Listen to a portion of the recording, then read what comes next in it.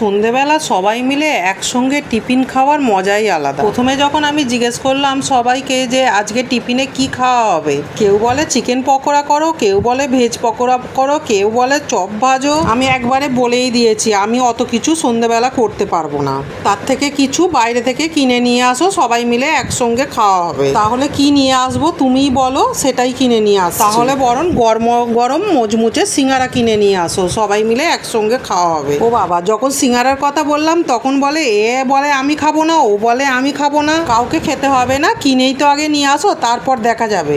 গরম গরম মুচমুচে সিঙ্গারা, তার সঙ্গে যদি একটু চাটনি দেয় কত সুন্দর খেতে লাগে। যেই সিঙ্গারা আর চাটনিটা থালাতে ঢেলেছি অমনি সবাই মুড়ির ডিপে নিয়ে হাজির হয়ে গেছে। প্রথমে সবাই খাবো না করছিল, তারপরে চাটনি দিয়েও সিঙ্গারা খাচ্ছে, আবার মুড়ি দিয়েও সিঙ্গারা খাচ্ছে। কি ব্যাপার, বেশ তো খাবো না করে আবার মুড়ির ডিপে ফাঁকা হয়ে যাচ্ছে। ওরে সবাই মিলে খেয়ে নিস না, আমার জন্য কিছু রাখ একটু। হ্যাঁ রে দিদি, আয় না, তোর জন্যও রেখে দিয়েছি, আমার বোন বলছে। তাহলে কেমন লাগলো বন্ধুরা সবাই মিলে একসঙ্গে টিফিন খাওয়ার ভিডিওটি?